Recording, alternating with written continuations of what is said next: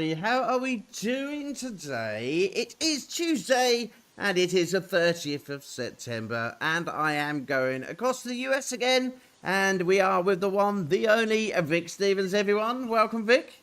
Hi, thank you. Nice to be on. How's Nice to everybody be doing over on. there? We're doing well. Doing absolutely brilliantly well. So I'm going to just turn my volume down, make sure we've got no echo. And also, if you could do the same on yours if you're watching the playback this evening, just so you won't be hearing me in multi 3D. So One Life, everyone. We are at that amazing time of the month where we choose our next charity, okay? So those FTD brothers are no longer with us, unfortunately. They are going to be supporting their mum and their auntie by doing some more running and some more marathon working. For those who have not been with us, they are two brothers who suffer from a rare gene of dementia. And unfortunately, this is a very serious gene where, unfortunately, their life is limited. But they are amazing boys, absolutely amazing boys. And I'll tell you what, I've really enjoyed, and thank you to the parachute testers for putting this forward to One Life with Sensational Sounds. They were absolutely amazing boys to learn about. We've had a really, really difficult month in terms of listening to their stories, but we've really enjoyed the fact that we have been part of their lives for the whole month of September. So, yeah, I appreciate everything that you've done at the Parachute Testers and the boys. I wish you well. Tonight's show, we shall move on for charity, but we'll never forget those who we've always supported in past shows. And for those who want information about any of the charities that we've done, please do go onto our YouTube or our Facebook pages or ask any of us any questions about the charities that we support. So in terms of tonight, we are live on Facebook and YouTube and also TikTok. Welcome everybody out there on the social media. Please, please, please join me on TikTok and tap that screen this evening, because I think I spend most of these shows just going to one side and tapping on the screen like crazy. Okay, can you do it on my behalf if you're on TikTok? Give us a tap on the screen, because apparently that shows how much we're loved. Okay, and it also shows how many viewers are here. And apparently, if you send me a lovely diamond, you know, we may be about 10p richer. So that's an option, you know. I don't know what the other prizes are in there. It's like going to the fair. You know, Vic, have you got a fair near you? We've got one on every corner over here. You got one on every corner? This time of year, as there are many of them in my state. Fantastic. For me, it feels like going to the fair and you go on those ticket machines and you hand them in and you feel like you're completely rich. And then when you hand them in at the desk, they say, right, would you like to choose a penny sweet? Even though you've spent £300 on the tickets, you probably only get like a really cheap toy. That's true. That's what TikTok feels like. You know, there's some great benefits on TikTok and they're absolutely wonderful. And they've assured me that this platform is very beneficial once I get lots of singers. So, yeah, definitely. I'm hoping and praying, okay? So let's see what everybody's been up to, okay? So since we were last with you, Adrian had his birthday, everyone, 49 years. I've had you. That's what I was up to anyway. Went to a nice Indian restaurant with the missus. You know, that really was yummy and spoiled like crazy. So, yeah, 49 years old. I'm now another year wiser. So that was my weekend. And what's your weekend? Well, I know what your weekend's been up to, because all of you have either been out gigging or you've been producing some amazing music. Like Jonathan. Jonathan has produced Roller Coaster and he's had it released on Sunday. There is nothing like a new release, is there, Vic? No, absolutely. It's got your attention for like 3 weeks or so till the next one comes out. For him, you know, obviously this is one of his first singles that he's brought out, so It's it's really exciting. Yeah, it's your baby. It becomes your baby. Yeah, you know, I remember those days when, you know, you wait for that single to come out and you're told that through Ditto that it's going to be like 10, you know, at 12 o'clock midnight, and you sit and wait for it to come out. And this day and age now, and compared to sort of the olden days, as we say, it's really weird to see it on every single device, you know, YouTube, Apple, it's quite amazing that your artwork and your song comes on so many different devices. So, right, I did actually say to Vic about the comments. Look at them flying in already with love hearts. Who have we got on this evening? The Michael Botte Band over in America. Hi, Michael. How are you doing? Hey, man. Michael, do me a favour. Go over on TikTok and help me with TikTok this evening. Just keep tapping on that screen and send us some love. But it's great to see you, Michael. Michael's an absolutely amazing singer. Do you know Michael, Vic? I don't. You Love don't. to. You've got to listen to his music. Okay. Absolutely amazing music. Yeah, really great singer. We've got various singers here at One Life. They go from anything from blues to jazz, right up to modern pop, to rock, to death metal. I think we've covered everything on the One Life team, okay? We've got lots. I've done it all So, at some yeah. point, so I know. So Michael's joined us. Let's get back to the notes. I've just had an ask from a company that we've literally got to know this week called Breeze Radio. Now they are a internet provider, radio station, and they do charts and radio. So if you're an independent artist and want your music heard around the world, please look up Breeze Radio because we had quite a lot of fun with them the last couple of weeks. Our artists went into their radio chart and basically they had a battle on who was going to be number one. And for those two people, it was the first time they'd been in a chart of any sort whatsoever. And they were It's quite always excited fun. to see a battle. Always fun. Yeah. So they were battling in their chart this weekend to see who was going to get the number one spot. I do a And I lot think of there's blues about records. I'll have to see if maybe he knows some of them. I'll check with him. brilliant, excellent, fantastic. So any blues artists out there.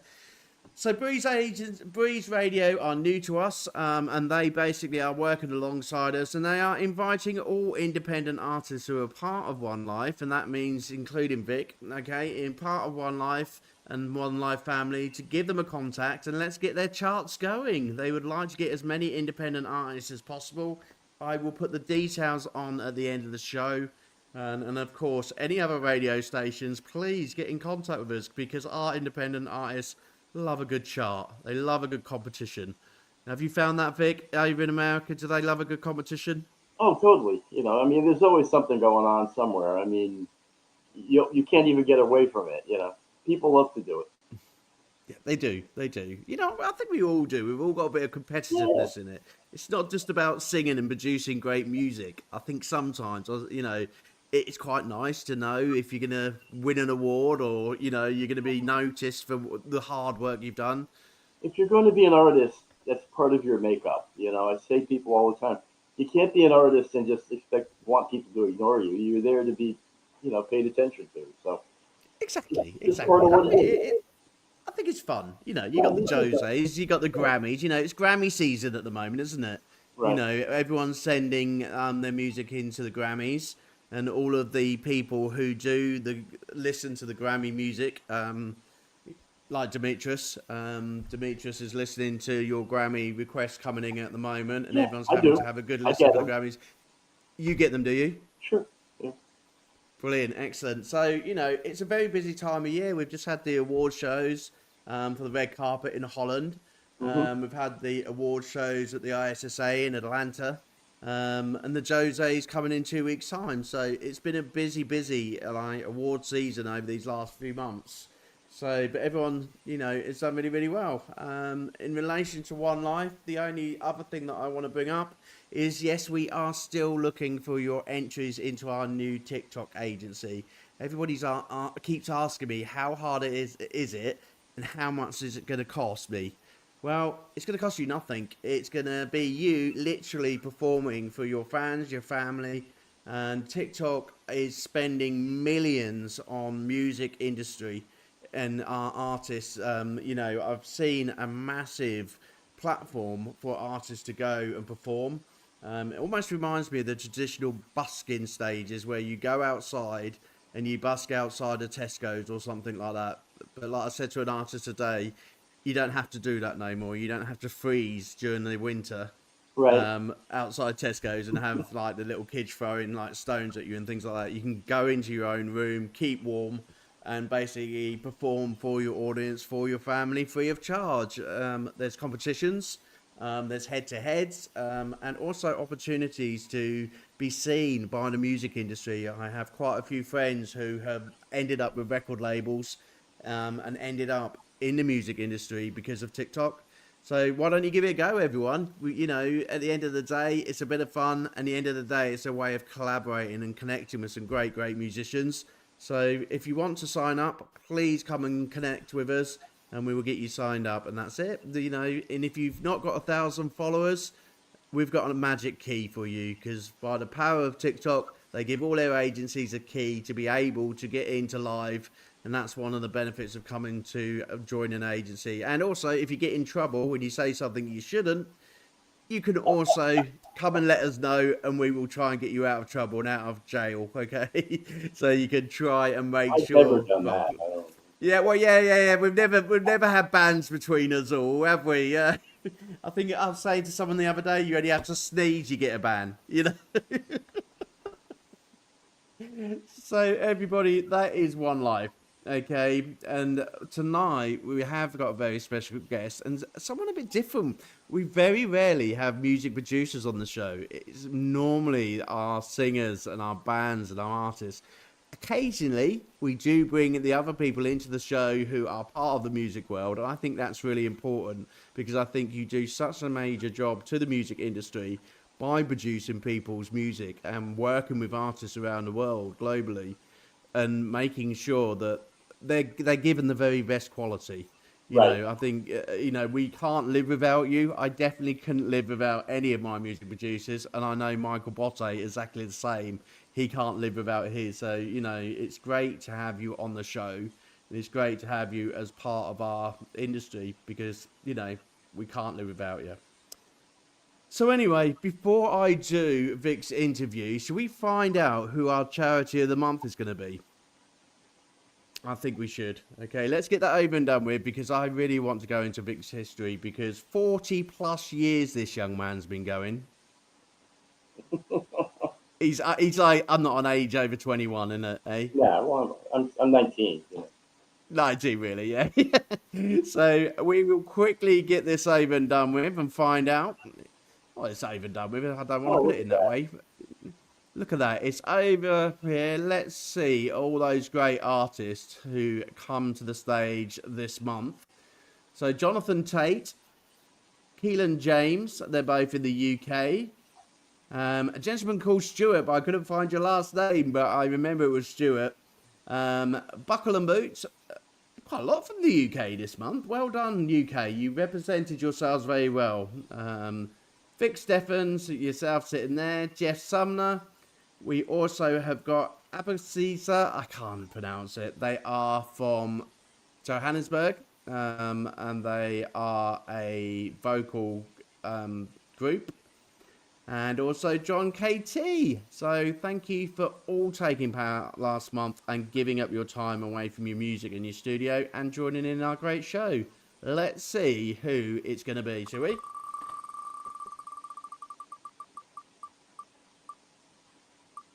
Oh, look at that. He's going to be pleased.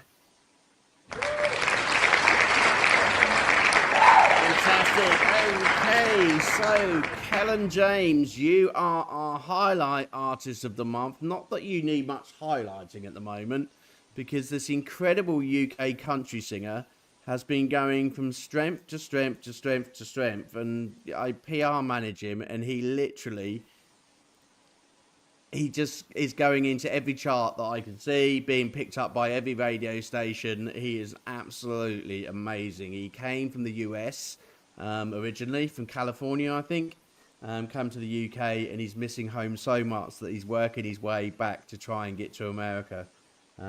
Great artist, great music, and just met with a local radio station last week, sorry, for the year, last week, who were part of the CMAs. So he's quite looking forward to taking part in that. So I will try and get hold of you during the show, Keelan, and we'll see if we can get you to come and say hello. But congratulations for that, and I hope you can pick us a great charity. Right, Vic, where do we start? 40 years in the music industry. What's been your highlights? Come on, you must have had some highlights for yourself in the last 40 years. That's a long time, and a lot of changes as well. Oh, for sure. Well, I mean, for one thing, I've been very fortunate to have worked with some other great producers. I mean, much bigger than myself. Some of whom happen to be either British or have a British accent. The first guy I really worked with was Andrew Lou Goldham, who was the Rolling Stones original producer, and he was living in my state for a while, and we became uh, session musicians for him. So we were doing a lot of stuff with him, and we actually played on some early Stones records. So that was fun. A little bit later on, Michael Chapman, who is Australian actually, but actually he's living in London right now, who was in the '70s was the biggest producer ever. I mean, he did Ozzy, he did The Sweet was his thing, The Knack was his thing, Blondie was his thing. I mean, he was just doing everything. Greatest guy. I worked with him for several years at my studio in Connecticut. So I used to actually consult for this company, Allen and Heath from Brighton, that makes audio mixers. So I used to spend a lot of time with British people at trade shows and stuff like that, and sending them faxes and stuff like that, and just talking to them about how what we were going to build for the business. So I have a lot of background in all sorts of different areas. I'm originally a drummer. That's where I started Okay. playing drums. Started a band with my sister, which came from seeing a picture of the Beatles on the back of Life magazine. They were getting their MBEs from the Queen, and she came in and said, "Yeah, what is this? Do you know anything about this?" I said, "I don't know." Of course, 3 weeks later, everybody knew about it, and we started bands largely because of that. So I wouldn't be here if it wasn't for that, really. Right. And So was that your main interest when you were growing up, being a drummer? Would the music production yeah, ever come into it very early that, on, or that kind when of did this came come later. in? We used to record a lot, so I'd be in the studios, and if you're in the studios and that stuff's going on, and if you're paying attention, which I was, you become very attracted to the idea of, turning the knobs and interacting with the minds of the people just to try to make a better record, which is an art. It's really Oh, definitely, yeah, yeah. it's something special. I've been with some great producers in my time. I've been really lucky with the ones that I've had. From around the globe who have helped me with my charity singles. But I think in terms of, like you say, it's not just twiddling a knob. It's not just Oh, putting a totally. certain music to the way that you want it. I think there's a certain art, and you've got to have a good ear to be able to know what goes where and how There's it a pieces big difference together. between recording and making a record, in my book. I mean, I've made many recordings that just were okay. Here's a recording. But every once in a while, you're in something, and it's like, oh, this is a record, and you know that people are going to find it appealing and that they're going to jump on it. You just know. It's definitely. I mean, one of my real mentors, this guy Paul Becca, he wrote the song "Na Na Hey Hey Goodbye," which was a huge worldwide record. He used to just always say, if you've never been in the room when one was being made, you can't possibly know what it feels like. And it's really true. Definitely. It's a very special So, feeling. so compare it to when you first started and comparing it to now, because everything's digital now. You do it on a laptop, you do it on a computer, you do it on your iPad. You've got AI helping you. So where you first started producing Sure. to where production is now, how have you found it? Over the last 40 years, keeping up. Well, it's really the same. The technology is different, but the process itself really never changes because it's about your emotions and people that you're interacting with and stuff like that. But sure, when I first started doing this, I used to have these two giant mono tape recorders in my apartment, and I would record on one, and then I'd go from this one to the other one, and I mean, it made more noise or hum and hiss than anything, but it was what you had to do. And then somebody halfway along the way, they came up with the idea of, well, we could put 4 tracks on a cassette, and you could have a cassette multi-track. And because all these things were ways to get around having to go into a studio and spending a lot of money, because we didn't have a lot of money.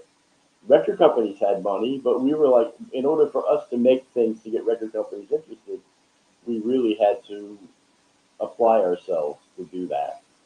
So I just watched it. I still have a 24 track tape machine in the back of my studio. I love that. I did that for years and years and years, and then somewhere along the line it became digital, and I've just been doing that for years. But the musical side of it never really changes. I mean, Right. I like to record people. I have people. I have a big place. We have people come in and drummers and bass players. I'm not too into this idea of one guy in a room with a bunch of computers. Not that there's anything wrong with it. It's just not really. I like having the people around. For me, that's the part that makes it So, a lot more are interesting. you a producer who will invite the whole band, in your living room, and literally they're there for the whole night, or do they come in individually? Nothing. I like to have them around. I like to have them all around. I mean, sometimes after we do that, they'll come back individually and do their little this or that. But to me, the art of making a record goes back to the Beatles, the Stones, Led Zeppelin, Earth, Wind and Fire. All these people interacting creatively and emotionally to make the thing happen. It's really hard for one single person, I think, to create that. Not that it can't be done, because obviously you see it has been done. But I like the idea of people of feeling the emotions of all those different people. It makes me a What lot happier. what is it? What is it? When you you in the music industry, for producers, how do people get to that? Because to me, I've always thought that it is a very complicated job. Especially with this day and age in terms of technology. For those who want to get into music producing, would you have to go to university? Would you have to go to college? How do you learn such a difficult art? Well, there's a lot of schools for it. I, for one, don't think you need to go to a school. In fact, I don't even tell people I like the idea. I don't like the idea because what happens is you go to this school and you come out $150,000 in debt, and The truth. that's a really tough thing to fight when you're trying to make a musical career. And as it is, you're not making a lot of money. But now, not only are you not making a lot of money, you owe a lot of money. And I think that puts a really negative feeling in your heart about making music. My feeling is just go to a studio, be an intern, help tell them to. I have a lot of interns. They come here and they have something to offer, and we try to let them grow into the situation.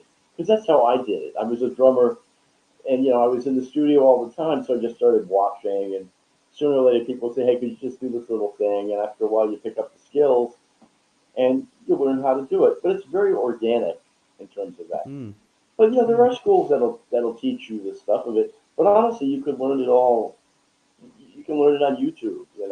There's thousands Do you of know what I videos. was just about to say? I bet there's a YouTube tutorial. My YouTube for son, bless everything. him, has just literally done his exams, and he's literally used YouTube to sail through one. I think it was biology. It's so easy to pick up things now. But I still Sure. don't see. It's such a craft, and you've got to have an ear for music as well. In terms of knowing what is a great track.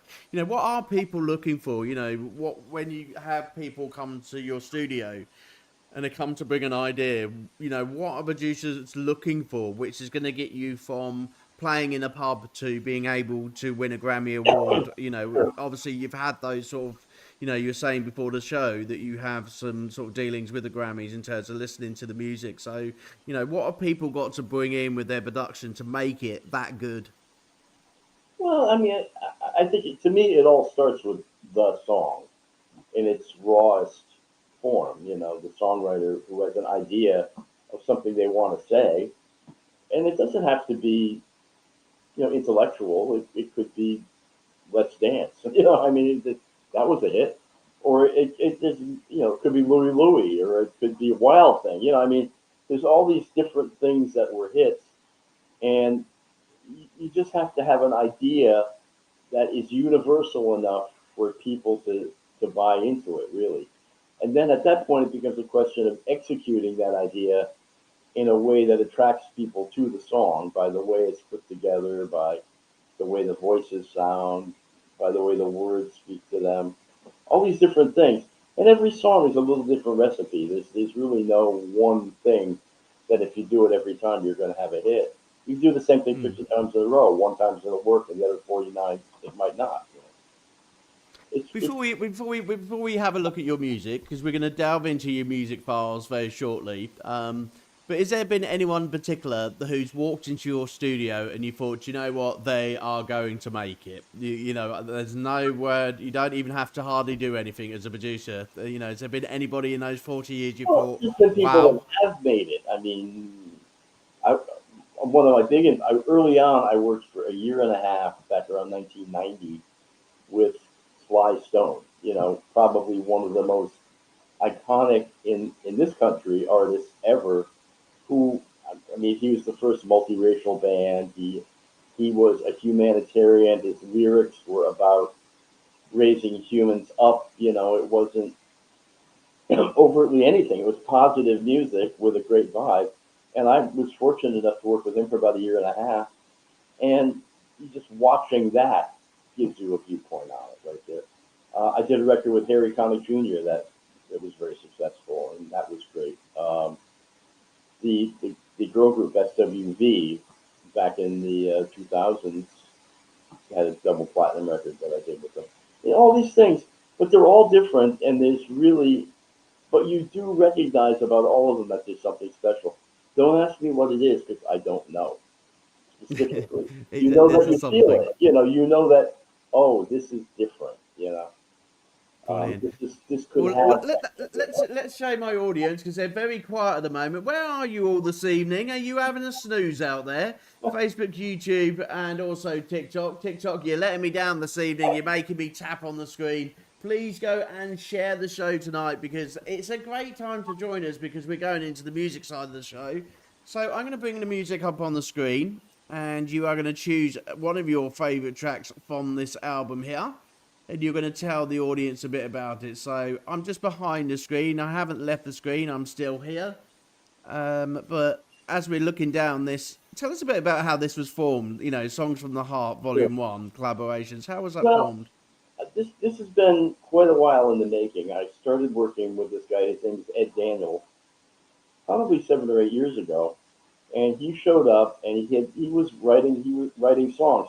He was not specifically a songwriter at the time. He was just kind of getting into it. He had a history of creativity. He had written video games that had been very successful, so he kind of knew about that process.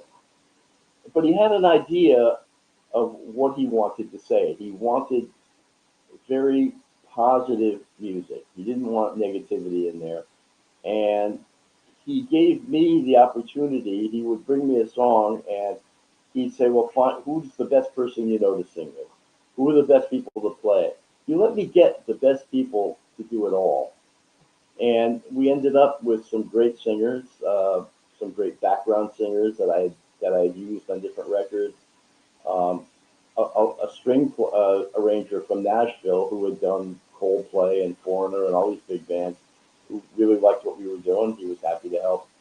A horn section, which was actually one guy who played all the horns. He does a lot of Bruce Springsteen things today, so he knew what he was doing. And a rhythm section that I had known for years that I really trusted and liked. So, "Let Me Love What You," I think the first song on that record, I think is a great track. You could play that. what is your favourite to produce? You know, you obviously have the luxury of having everybody come on. You know, the singers, the Right. bands. You know, the instruments. You know, what's your favourite sort of instrument to record? Well, I'm a drummer, so to me, the drums are the heart of every record. So I'm always looking for the drum track to have something to say and to have that kind of input. But really, I just like my favorite thing is to have a great group of guys around that I don't have to really tell what to do. They already know what to do. And They're then literally in so the studio and out the studio within the recording time, I not try to like the get them in and Queen out, but days where they had to do it again and again. Have you yeah. had anyone like that in the studio, like Queen, where they literally had to record 20,000 times and you didn't get to go to bed that night? Look, the first session I ever did, I always remember it because at the beginning of it, it said take 57. But no, these days I want to do it in 1 or 2 takes, maybe three. And Fantastic. Well, to let's me, go through this. yeah, Let's go through this album. Apologies if I have cut in. It's just that I'm watching three screens at the moment, and okay. apologies if I have cut in. Can I just say hello to Sunwill and hello to Carlos on TikTok? Thank you for coming and joining us on the show. You've joined it. It's a great moment because we've got some great music. So, on these tracks, I've got Let the Love In, Ready for Love, Doing Fine, Go on, give us your track. What you think the audience is going to I love? played the first one, "Let the Love In." I love the song. I think it's great. Let And the I love love in. the girl who's singing it. Yeah. Okay, tell us a bit about that track and why you've chosen it. Um, well, it's a nice sort of a. It's got a Latin-y sort of rhythm to it. The girl who sings it, I started recording. Her mom brought her into me when she was 10 years old.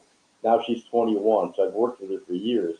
Her name is Anais Preller. I think she's a terrific singer. And the background singers are a group called Devotion, who I've done multiple records with over the years, including with the great producer, gospel producer Edwin Hawkins, who did the song "Oh Happy Day." So he came here and he liked it, and they're just terrific. And the rhythm section, I've known them all for years. It's just all great guys. And Ed wrote a Fantastic. great song, and that was it. You know? Brilliant. Well, for everyone else out there, let's have a listen to Let the Love In.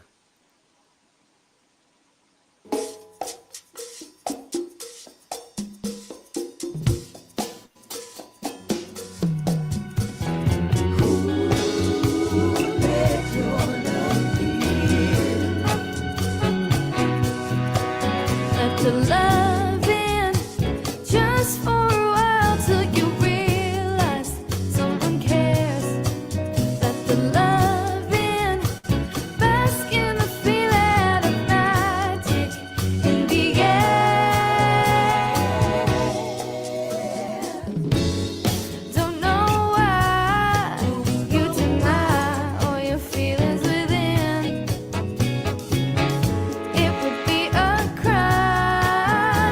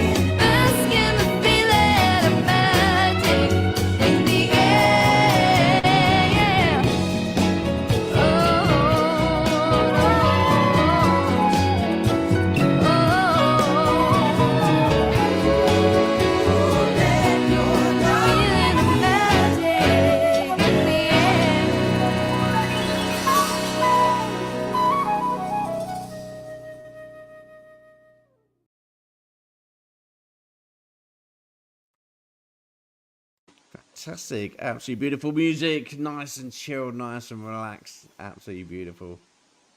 Thank you. I love it. I did. It was absolutely great.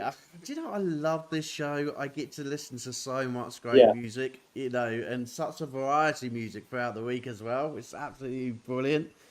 So, looking at your bio, 300 full length CDs. Well, that must be more now because obviously we've moved on with the times. I think you got a bit lost in your bio. You must be on a lot more than 300 CDs now. How At many this do you reckon point, you've produced? yeah, probably 350. About 350. Is it what's easier putting together? Was it easier putting together tapes and CDs, or can you get something done on an MP3 quite quickly these days? Which one have you preferred doing? It's all kind of the same. I mean, you really build it on a WAV file and then you convert it to an MP3. So really the last thing you do is to make the MP3 out of it. If you haven't done the rest of it, you can't make the MP3. So it Is it really your master starts with copy? the whole process. I mean, I'm a Pro Tools guy. I do everything in Pro Tools. Not that it matters. I mean, there's many formats, and it doesn't really matter. People can work in any of it. Whatever they feel like they want to do is fine. There's no better. There's no. I mean, I know a lot of people. Well, this is better. Well, it's not really. What's better is somebody might have a better idea. It's all about the That's idea. very true. You know. You know, people say that musicians rely on technology these days, and you can tell that there's technology. But come on, let's give the musicians some like credit. I think there's a lot of musicians who know a certain instrument that make a track amazing. They have a certain vocal. Sure. There's not all reliance on digital, Well, surely. the simple fact is that there's many, many, many more people trying to do music than there were back when I started, by a factor of 10. And a certain amount of those people do try to rely on the technology, but they're not the ones that make a difference. The ones that make a difference are the ones who use technology to make what they do better, but they don't use it to fix it or to create it. They just use it as a tool, just like a carpenter uses a hammer and a nail, to be honest with you. It's really the same thing. So I think there's a little bit of a misnomer there that, now there will be, I'll be honest with you, there's going to be artificial intelligence records in the next 5 years. You might not even know that they're artificial intelligence, and they're going to be successful. It is. That big AI word comes up every single time we have a show. It And it has was to. in the news this week with Spotify going through multiple accounts that, AI have produced. And we've had lots of arguments with the producers this week, haven't we? In relation to was that copyrighted? The AI world has brought in an amazing new adventure, but Yeah. it's become very complicated, and there's been a lot of arguments between musicians and the AI world. But I think, for production, I think, is there a happiness about AI coming in that it makes your life easier, or are you just as angry as all the Well, I'm musicians? not angry about it. I mean, there's things that it can do that are very helpful to me. But I'm not happy when I see people leaning on it to a point where they think it's going to make it happen for them. Because Yeah. and now I'm not saying that it can't, because it probably can. But I don't think creatively it's a good idea for humanity any more than I like. Let's face it, nobody likes to feel like their job is being threatened, and there will be some jobs lost probably, whether you like it or not. But I think that if we try to keep our heads on and manage it okay, I think it'll be all right. Good, It's not good. going to go How away. about how about how about production? How about production costs? I hear a lot of my fellow friends saying to me, I would love to use a producer, especially a quality producer, but these times are really hard, and going into the studios are really costly. And we really cannot afford to do that sort of thing. How have times changed over the years in That's a terms of myth. keeping up with studio production? If a producer likes something well enough that they want to do it, they're going to make it work. And to be honest with you, I think that I make records for many times less money than people make them by themselves because I don't make as many missteps. People without a producer, they're kind of wandering around trying to figure out what they're doing. With me, I could say, look, just do this, this, this, and this, and I can usually get it done faster and better. I mean, if I do mind saying so myself, but Yeah, you but play I your think own it's trumpet. true. I Why think not? people don't realize that Great production. yeah, but a producer is not there to make it not happen. A producer is there to make it happen. And that sometimes Definitely. means that, I mean, if I really like it, I'll probably make it for less money than if I hate it. If I hate it and you insist on me doing it, I'm just going to get every nickel for every I can. But if I really like it and I want to have my name on it, I'm going to, you know, go that extra mile to make sure it happens.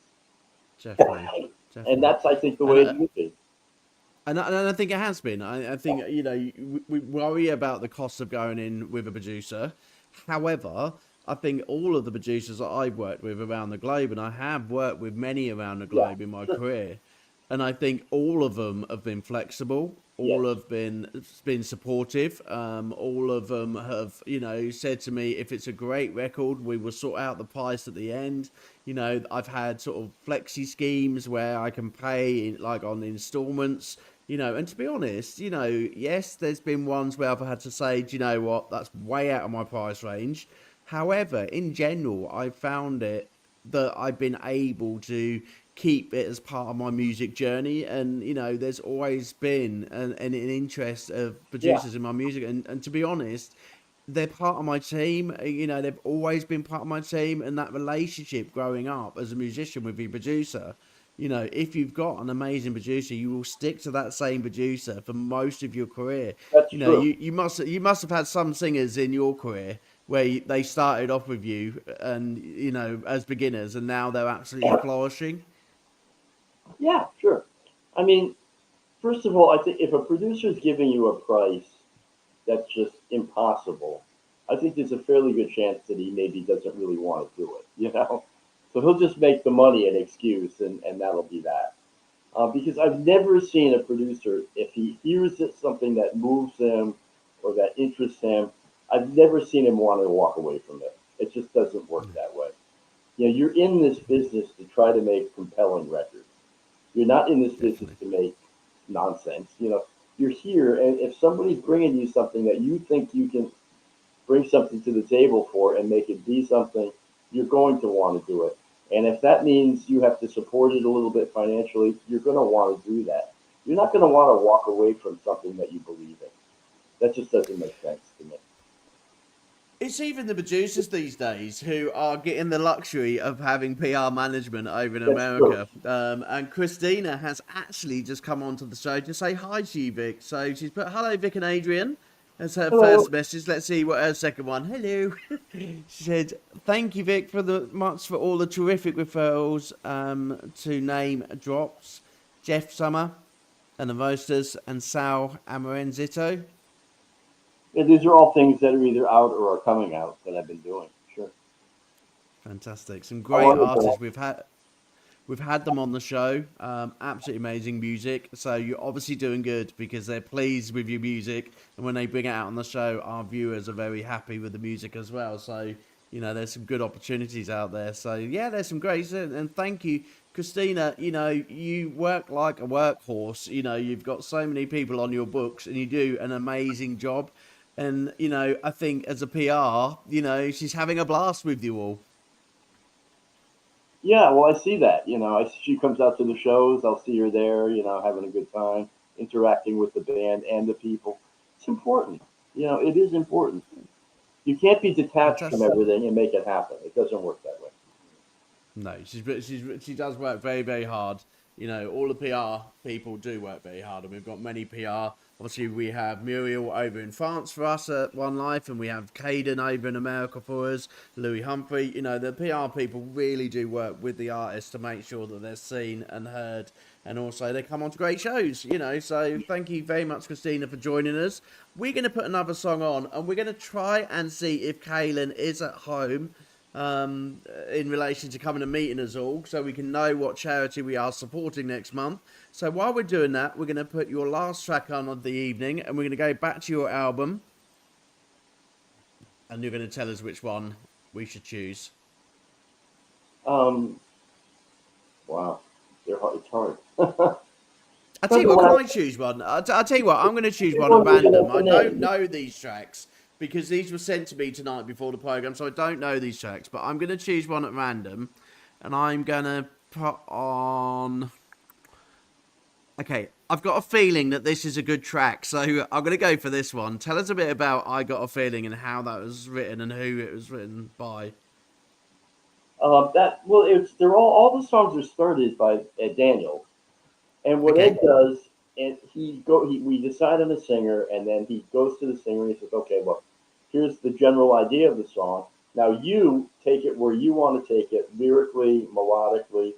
And I think that's very powerful because you start with a framework, but if the singer has input into it, they're going to sing it better. And in this case, the vocals really great on this song, and one of my favorite singers ever. I made a good choice then. Fantastic. I'll tell you Yeah. what, by the end of the evening, I promise you, Vic, I will listen to all of them and I'll Okay. let you know how I felt about all of them, okay? Sure. Listen to this one. Absolutely great track. Got a feeling.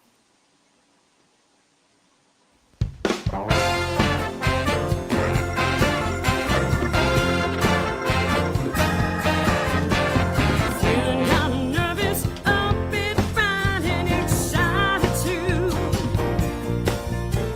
Something in our lives is about to happen, change coming soon. Listen to what I'm saying.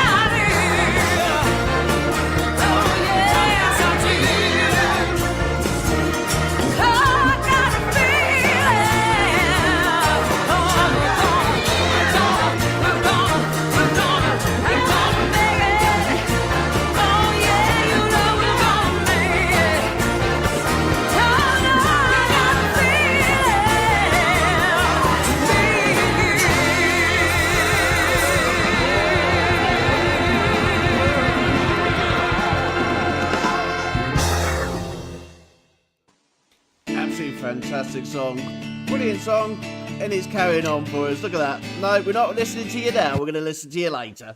Thank you so much for bringing those two great tracks to us. We really enjoyed those on the show. If you also enjoyed, please give us a comment, and also give us a comment after the show. Right, everybody, we are 50 minutes into the show. We haven't been able to get hold of our singer, Kellen, so he's obviously at a gig tonight, but I will tell him after the show that he needs to give us a charity, and as soon as I know, I will let you lot know who our next charity is going to be in October. But I will ask our guests, as we're on the talk of charity, has there been any particular charities who you've supported in your 40 years in your music career? Me? Well, look, I've always supported the American Cancer Society.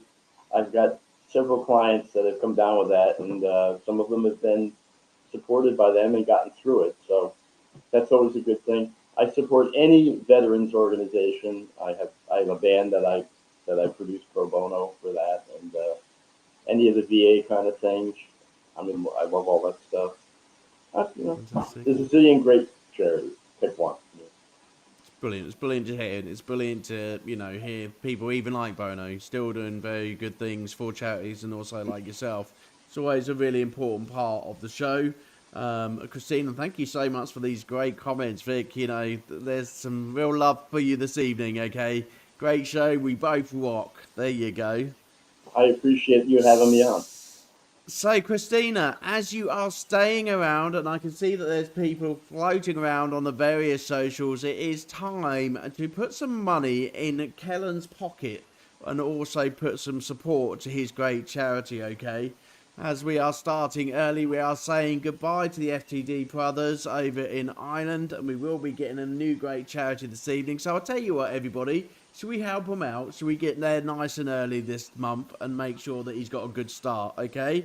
So what I'm going to do, everyone, while Vic tells everybody out there what's the best way to find him and to start doing some music production with his services and whereabouts he's based, etc., let's give him some time just to tell you a bit more about his business while we sort the quiz out for the evening.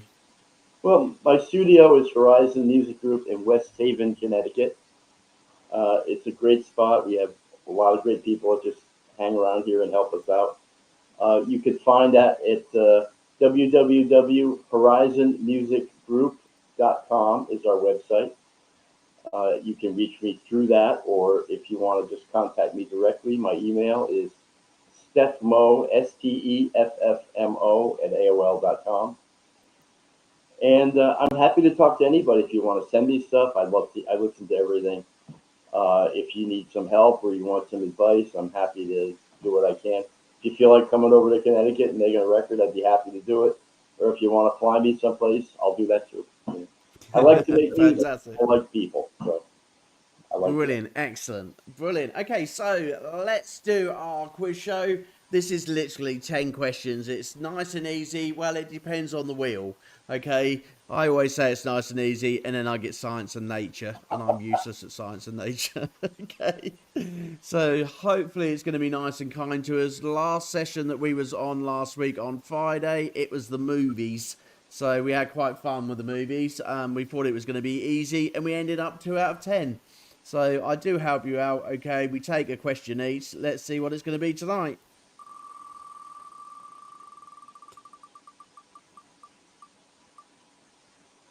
Ooh, I haven't had this one. Blues music. Okay. This is going to be a difficult one. What do you reckon, Vic? Are you good with your blues? I love blues. I do a lot of it. Oh, thank you for that. Thank you. I produce several, I'm glad you are. I produce several really popular blues acts. So. Brilliant. Excellent. So we've got no worries tonight. We're going to get 10 out of 10, yeah? Sure. And he's feeling confident. It's one of the... I love blues music. I grew up with my brother who loved a little bit of blues music. And sort of blues and jazz, I've always had something for. There's certain types of genres of music where I won't listen to it all the time, but when I've got it on, I absolutely love it. You know, for you, Vic, it must be for 40 years in music. Has there been a particular genre that you've really enjoyed? You know, when I was 16 years old, it's a really long time ago. My sister and I were signed to this record label in New York that had been the first label to ever sign Janis Joplin. Okay, so that's kind of bluesy. And we used to go down to their office, and they would make us, before cassettes, they would make these little acetate records that you could get. They could only play them like 20 times, and then they fall apart. But they gave us all these great classic blues artists on these things, and they started us on a path that honestly we've been on it all our lives. You know, I was the Paul Butterfield Blues Band, one of my favorite blues bands ever. The Blues Project, a big New York band, and you know B.B. King, all these people. I produced a couple of records with Matt Guitar Murphy, who was the guy in the Blues Brothers. He was Wow. Franklin's That must have been husband. fun. Yeah, it was great. He was a great guy, and you know we got to do a couple of things with him. And Blue Lou in the Blues Brothers, he's been here. We've done many tracks with him. Their horn section used to come here all the time. You know, so I have a huge background in blues, and I just love it. It's just human Brilliant. I music. love the Blues Brothers. I absolutely love that. So I'll tell you So what, you great. can't beat the Blues Brothers in terms of a show. You know, I've seen the Blues Brothers show in London, and I've been able to watch them on stage as well. I But know all those guys. amazing, They're amazing. all bugs. You know. So. Definitely, definitely. Right, everybody, are we ready for this quiz? Okay, Christina, I hope you are sticking around this evening. Occasionally you do take part in this, Christina, and I've seen that you get really good scores, but can you beat me and Vic? Okay, I've got Vic in my corner this evening, and I'm feeling quite confident that we're not going to have a 2 out of 10, okay? Right, I'm going to go behind the screen, okay? You can disappear, and we're going to see what it is this evening, okay? Is it an audio or is it questions? Let's see.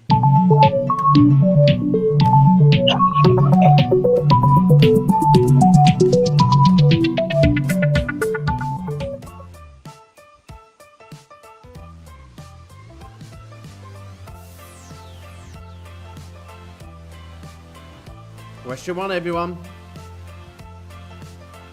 Okay, so we are traditional quiz, so hopefully we will get away with the copyright. To those who help me on YouTube with your quizzes, you are all absolutely amazing, okay? I'm going to say this because I wouldn't live without you with this show, okay? You're all contributing towards amazing charities and all contributing to these amazing artists who we're working with. So thank you very much for uploading your quizzes. We couldn't do it without you, okay? But we must get together with someone and get someone to do these literally for one life, because I think we're going to get in trouble with the copywriters. But thank you anyway. So anyway, which instrument is not typically used in blues music, Vic? Well, the answer to that, of course, is a little confusing because the answer is B, harp, like harp. But in America, and I think probably over there, a harmonica is usually referred to as a harp. So, That's very true. but the actual instrument of the harp is not a blues instrument. Fantastic. Let's see if he's right. And welcome Adam Henderson, joined us this evening from the UK. Thank you for joining us. Please give that screen a good tap for me to make sure I've got lots of lovely hearts. And of course, it's going to be harmonica. We've even got a countdown for it. Look at that. They're going to like slow it out just to give us the right answer. It's the harp. Look, there you go. So it wasn't a harmonica, it was a harp. Question number 2.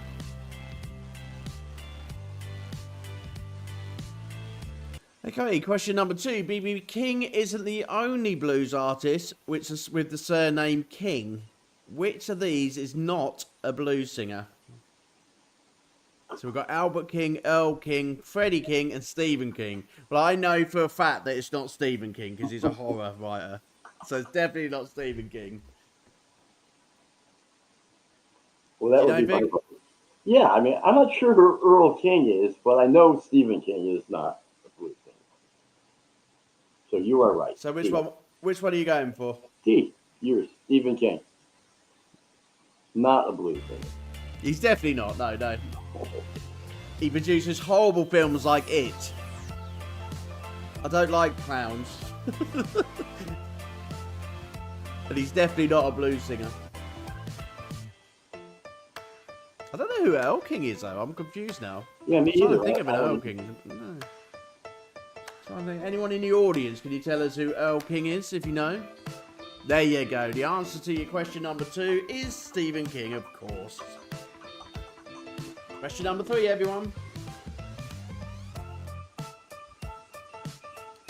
Which of these female blues singers earned the nickname Empress of Blues? Is it Ethel Waters, Billie Holiday, Bessie Smith, or Mammy Smith? Surely there's not someone called Mammy Smith. They've just come off the screen because I forgot to record it. Did you remember them, Vic? Yeah, I would think it's Bessie Smith, but I'm not 100%. It could be Billie Holiday, but I think It it's could probably be. Bessie Smith. Okay, let's see.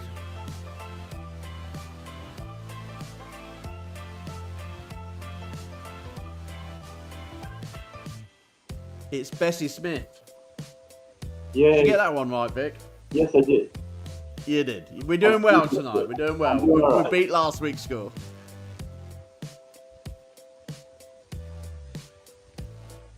Okay, which if well, reel my tongue back in, everybody. Which if the following songs is not a Robert Johnson original? Crossroad Blues, aka Crossroads, Hound on My Trail, Manish Boy, Me and the Devil Blues. Oh, that's a tricky one. They all sound like it. What do you reckon? Well, Manish Boy, I believe, is a Muddy Waters song, so I don't think that's a Robert Johnson song. Fantastic. Do you know what everyone? Recorded that with the name droppers. I just finished the record of it last week. You'll Big hear it nosy stuff, everyone, especially on blues.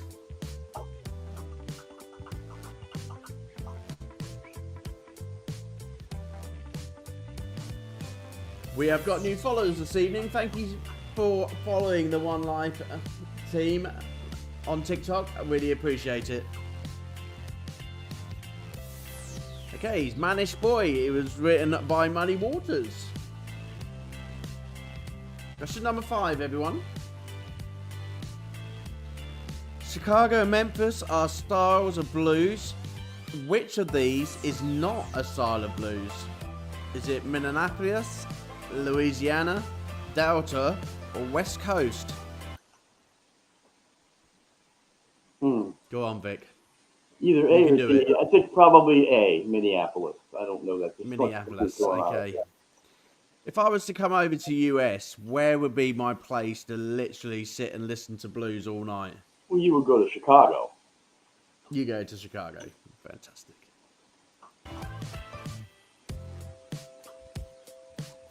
Well, let's see what the answer is, everyone.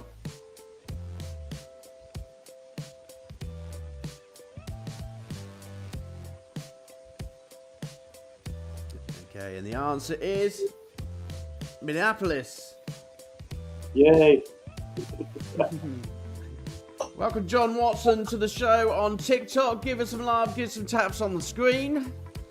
We are doing blues if you want to come and join us. Okay, what does the BB in BB King stand for? Is it... Come on, this is an easy one. Is it Big Ben? Is it Blues Boy? Or is it Bad Boy? Or is it Billy Bob? None of them. Let's be. They always... Come on. Oh, that's easy. Big Ben. That's It's got to be Blues Boy. Yeah, it It is. can't be Bad Boy. It's got to be Blues Boy. Even though I know that one. It's Blues Anyone out there on the show, if you get that wrong, silly, you know. Oh, dear. I'm sure BB King would have loved to have been called a bad boy in his age, you know. Probably was, but that's not his name. I don't know about Big Ben, though. I don't think he'd have been like to be called Big Ben. We're getting there, everybody. Let's see how we go. How you getting on? There you go. Blues Boy it was, of course. It wasn't Big Ben. Question number 7, everyone. Let's see how you get on. Okay, question number 7. The Doors' 1967 debut album included a great song called Backdoor Man, which was first recorded in 1961. Was it A. Screaming Jay Hawkins, B. Whistling Alex Moore, C. Howling Wolf, or D. Jumping Jack Flash? Give me your answers, everyone. C. Howlin' Wolf. Howling Wolf. Okay, let's see if everybody got a Howling Wolf, or was it just our master of the blues, Vic? He's doing so well this evening.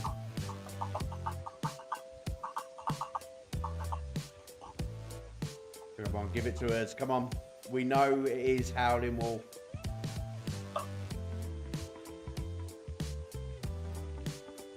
What's the best blues song you've ever listened to, Vic? That I ever listened to? Yeah. Oh wow, that's hard. I'm a big fan of Killing Floor or Born in Chicago. It's a great blues song, so it really is. Okay, number 8. We're nearly there, everybody. Many blues songs have lyrics with raunchy double meanings. Okay. But Lucille Bogan was very explicit in singing this type of blues. Was it the honkin' blues, the jump blues, the stanky blues, or the baby blues? I don't really know any of those. Well, I know obviously what jump blues is, but I would say C maybe, I guess. See, stanky blues. I Let's might see be if it's wrong. stanky I might blues. miss that one. I don't know. Come on, everyone out there on TikTok, give me your answers, okay? And also tap on that screen. And YouTube and Facebook. If not, you got to do it for homework after the show. We've had to do it, so you got to join in as well, okay? We're going to help next month's great charity, whatever it may be. It's honkin' blues. I missed one. Okay. You missed one. You did. I thought you were going to get 10 out of 10. I thought you was going for it this evening. A perfect 10. It's that pressure. Being put under pressure. Okay. French Creole speaks in Louisiana gave us which style of music? Is it ska, acoustic blues, Zydeco, or K-pop? Well, as it's blues, it's got to be the blues one, surely. It's C. Or are they tricking Zydeco. us? Zydeco. Oh, okay. What? So what's that? Come on, explain Zydeco. What's Zydeco? It's a kind of a bluesy sort of style from Louisiana. Sometimes sung in French, actually. There's a lot of accordion in it, but it's really good. It's great, very party-oriented music. I've recorded a few Zydeco acts. There you go. You learn everything on this show, everybody. Okay, so a new style of music to look up tonight, if you haven't already, or is it just AJ? You know, Zydeco. Okay? Zydeco. Zydeco. I can't even pronounce it. Well, Zydeco, like everybody. It's great fun. Fantastic. I'll look it up this evening. Right, last question, everybody, of the evening, and then we will say our goodbyes. Let's see what the last question is, and seeing if it's going to be nice and friendly towards us, and also whether we got question 9 right. Come on, be friendly to us. Oh, there you go. Another one right for Vic. Question number 10. Adam Henderson, give this blues a bit of a go after the show, or are you doing it now? Okay, I want to see what our younger generation knows from blues music. Okay, last question, everybody. This modern day blues singer was born in New York, played for the group of Black Country Communion, and cities British blues as an influence. Was it Robert Cray, Joe Bonamassa, Larkin Poe, or Susan Tedeschi? I could have chosen harder words after an hour show. You know, tongue twisters or what? Vic, do you know this one? Well, it's either A or B. I think maybe it's B. Joe Bonamassa. Okay, let's see if you are right.